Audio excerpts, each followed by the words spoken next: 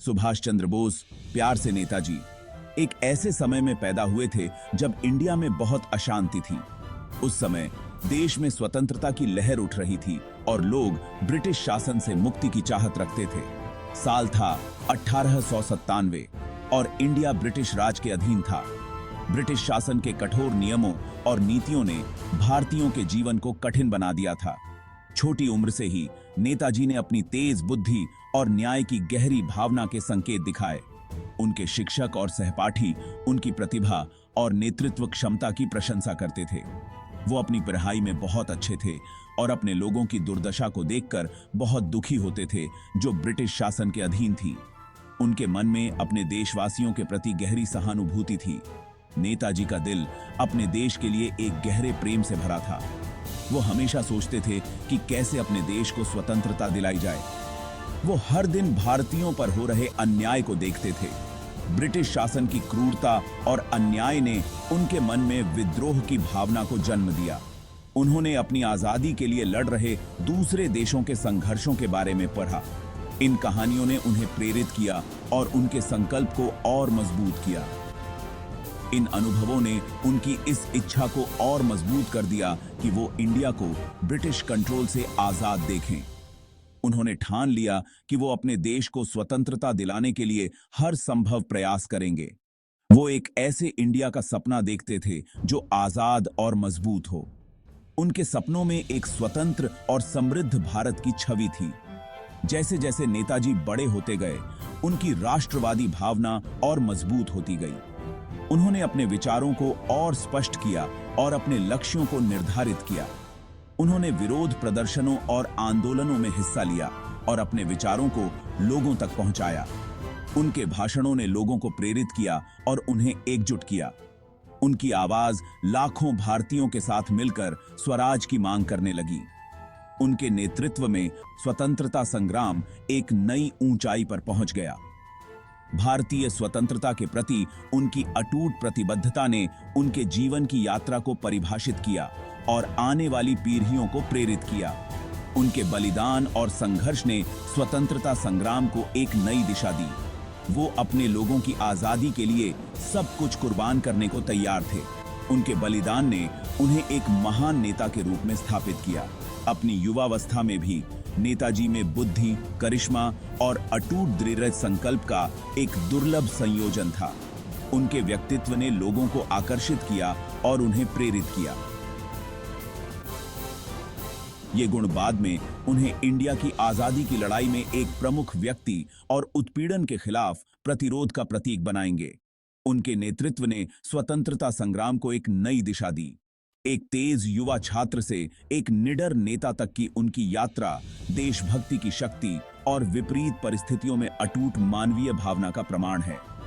उनकी कहानी आज भी हमें प्रेरित करती है और हमें अपने देश के प्रति समर्पण की याद दिलाती है। भारतीय स्वतंत्रता के आंदोलन की तरफ आकर्षित होकर Netaji Indian national Congress INC में शामिल हो गए। आईएनसी उस समय इंडिया की सबसे बड़ी राजनीतिक पार्टी थी जो ब्रिटिश शासन से आजादी के लिए लड़ रही थी। वो जल्दी ही पार्टी में आगे बढ़ते गए। उनका जोश और वाक्पटुता ने उन्हें एक लोकप्रिय नेता बना दिया। आईएनसी के भीतर नेताजी खुद को ज्यादा उग्र गुट की ओर खींचते हुए पाया। उनका मानना था पूरी और पूर्ण स्वतंत्रता में कि ब्रिटिश क्राउन के अधीन सिर्फ डोमिनियन स्टेटस में। इस बात ने उन्हें महात्मा गांधी के विरोध में ला खड़ा किया, जो स्वतंत्रता प्राप्त करने के लिए अहिंसक दृष्टिकोण का समर्थन करते थे। अपने मतभेदों के बावजूद नेताजी गांधी जी का बहुत सम्मान करते थे। वो गांधी जी को राष्ट्र के लिए एक मार्गदर्शक के रूप में देखते थे। हालांकि नेताजी का मानना था कि अंग्रेजों को उखाड़ फेंकने के लिए सशस्त्र प्रतिरोध जरूरी है। उनका तर्क था कि इंडिया को सच्ची आजादी हासिल करने के लिए आग से आग का मुकाबला करना होगा। पूर्ण स्वतंत्रता में नेताजी के अटूट विश्वास और वैकल्पिक तरीकों को अपनाने की उनकी इच्छा ने उन्हें एक अलग रास्ते पर डाल दिया। उनकी यात्रा उन्हें अपने देश के संघर्ष के लिए सहयोगियों और समर्थन की तलाश में इंडिया की सीमाओं से बहुत दूर ले जाएगी। विचारधारा में इसी अंतर के कारण आखिरकार उन्होंने 1929 में आईएनसी के अध्यक्ष पद से इस्तीफा दे दिया और इंडिया की आजादी की लड़ाई में एक और अधिक सक्रिय भूमिका की तलाश की।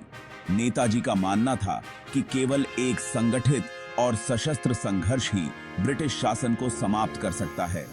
उन्होंने अपने जीवन को इस उद्देश्य के लिए समर्पित कर दिया और उनके प्रयासों ने भारतीय स्वतंत्रता संग्राम में एक महत्वपूर्ण भूमिका निभाई। नेताजी का साहस और दृढ़ संकल्प आज भी हमें प्रेरित करता है। 1929 में दूसरे विश्व युद्ध शुरू होने के साथ ही नेताजी को एक मौका दिखाई दिया। उन्होंने इसे भारत की स्वतंत्रता के लिए एक महत्वपूर्ण अवसर के रूप में देखा। उनका मानना था कि आजादी की लड़ाई में ब्रिटेन के दुश्मन इंडिया के सहयोगी बन सकते हैं। उन्होंने सोचा कि यह एक रणनीतिक चाल हो सकती है। एक साहसिक कदम उठाते हुए वो इंडिया में नजरबंदी से बच निकले और एक्सिस शक्तियों से समर्थन मांगने के लिए एक खतरनाक यात्रा पर निकल पड़े। यह यात्रा उनके जीवन की सबसे जोखिम भरी यात्राओं में से एक थी। उनकी यात्रा उन्हें सबसे पहले नाजी जर्मनी ले गई। यहां उन्होंने अपने मिशन की शुरुआत की। उन्होंने भारत के उद्देश्य के लिए सहायता मांगने के लिए एडोल्फ हिटलर से मुलाकात की। यह एक महत्वपूर्ण बैठक थी। हालांकि जर्मनी ने सैद्धांतिक रूप से समर्थन की पेशकश की, लेकिन यह अंततः सीमित था। नेताजी को इससे निराशा हुई। नेताजी को जल्द ही एहसास हो गया कि इंडिया में जर्मनी के हित मुख्य रूप से रणनीतिक थे। यह उनके लिए एक महत्वपूर्ण सीख थी। नेताजी ने हार नहीं मानी और जापानी कब्जे वाले दक्षिण पूर्व एशिया का रुख किया। उन्होंने नए अवसरों की तलाश जारी रखी। उनका मानना था कि जापान अपनी पैन एशियाई विचारधारा और सैन्य शक्ति के साथ एक अधिक शक्तिशाली सहयोगी हो सकता है। यह उनके लिए एक नई उम्मीद थी। जापान ने नेताजी का स्वागत किया और उन्हें जापानियों द्वारा पकड़े गए भारतीय युद्धबंदियों की एक सेना बनाने का अवसर प्रदान किया। यह एक महत्वपूर्ण मोड़ था। युद्ध के दौरान महाद्वीपों में नेताजी की यात्रा भारत की आजादी के प्रति उनकी अटूट प्रतिबद्धता का प्रमाण थी। उनकी दृढ़ता और साहस अद्वितीय थे। वो अपनी मातृभूमि को आजाद कराने के लिए सब कुछ जोखिम में डालने को तैयार थे। यहां तक कि कई लोगों द्वारा विरोधी माने जाने वाले देशों के साथ गठबंधन करने को भी तैयार थे। यह उनकी अडिग इच्छा शक्ति को दर्शाता है। उनके कार्य, हालांकि देशभक्ति से प्रेरित थे, बाद में बहस और विवाद का विषय बनेंगे। उनके निर्णयों ने इतिहास में एक गहरी छाप छोड़ी।